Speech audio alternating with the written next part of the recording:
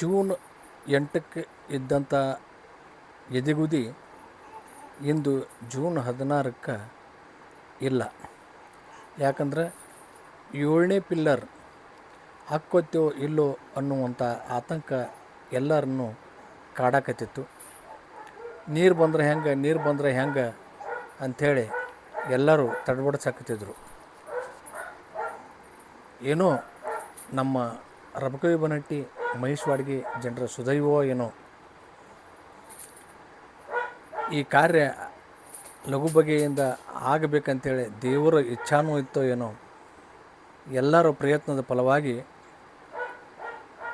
Pillar ಕೆಲಸ ನಡೀತು. ನೀರು ಬರ್ತೈತಿ ಅನ್ನುವಂಥ ಆತಂಕದೊಳಗನ ಇವರು ಯಾವುದೇ ಧೈರ್ಯಗೊಂದದ ಕೆಲಸಕ್ಕೆ ಅಡಿಯಾದರು. ಎಲ್ಲರೂ ಒಂದಾಗಿ ರಾಜಕಾರಣಿಗಳು ಅಧಿಕಾರಿಗಳ ಮೇಲೆ ಒತ್ತಡ ತಂದು, ಅಧಿಕಾರಿಗಳು ಕಾಂಟ್ರಾಕ್ಟರ್ ಮೇಲೆ ಒತ್ತಡ ತಂದು ಈ ಕೆಲಸ ಸಾಂಗವಾಗಿ ಮಾಡಿದರು. ಅಂತೂ ಈ 4 ದಿವಸದಿಂದ ನೀರು ಬಂತು. ನೀರು ಬಂದರೂ ಸಹಿತ ಅಂಥ ಆತಂಕ ಏನು ಸೃಷ್ಟಿ ಆಗಲಿಲ್ಲ. ಆ ನೀರು ಬರೋದ್ರೊಳಗಾಗಿ ಆ ನೀರಿನ ಮಟ್ಟವನ್ನು ಮೀರಿ ಈ 7ನೇ ಪಿಲ್ಲರ್ ಬೆಳೆದು ನಿಂತಿತ್ತು. ಒಟ್ಟು 14 ಪಿಲ್ಲರ್ಗಳಿಂದ ಈ ಬ್ಯಾರೇಜ್ ನಿರ್ಮಾಣ ಆಗಕತ್ತೈತಿ. ನೀರು ಭಾಳ ಬತ್ತಂದ್ರೆ 7, 8, 9 ಮತ್ತು 10ನೇ ಪಿಲ್ಲರ್ಗಳಿಗೆ ಸಮಸ್ಯೆ ಆಕೈತಿ.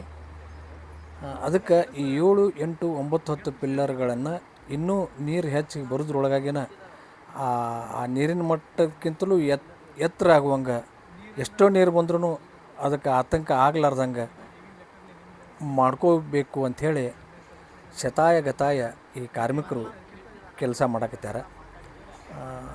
ಇನ್ನೊಂದು 10-12 ದಿವಸ ಮಹಾರಾಷ್ಟ್ರದ ಕೊಯ್ನಾದಿಂದ ನೀರು ದೊಡ್ಡ ಪ್ರಮಾಣದೊಳಗೆ ಬರದೇ ಹೋದ್ರೆ ಆ ಕೆಲಸದೊಳಗೆ ಸಹಿತ ನಾವು ಯಶಸ್ವಿ ಆಕ್ಕೇವು ಅಂಥೇಳಿ ಹೇಳಕತ್ಯಾರ. ಈಗ 14ನೇ ಪಿಲ್ಲರ್ ಸಹಿತ ಸೆಂಟ್ರಿಂಗ್ ಕೆಲಸ ನಡೆದೈತಿ. ಅದು ದಂಡಿಗೆ ಐತಿ, ಅದು ನಡೆದೈತಿ ಅಂದುಕೊಂಡಂಗೆ. ಆದರೆ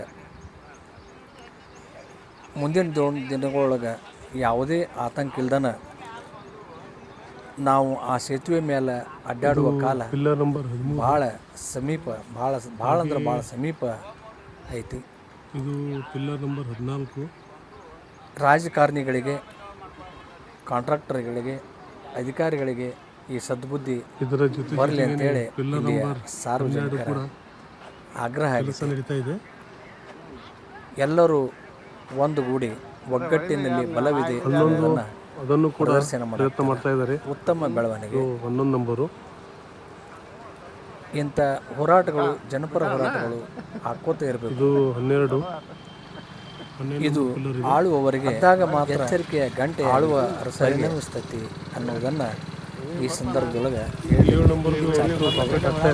ಜೈ ಜನಶಕ್ತಿ, ಜೈ ಮಹೇಶ್ ವಾಡ್ಗಿ ಬ್ಯಾರೇಜ್ ಹೋರಾಟ ಸಮಿತಿ.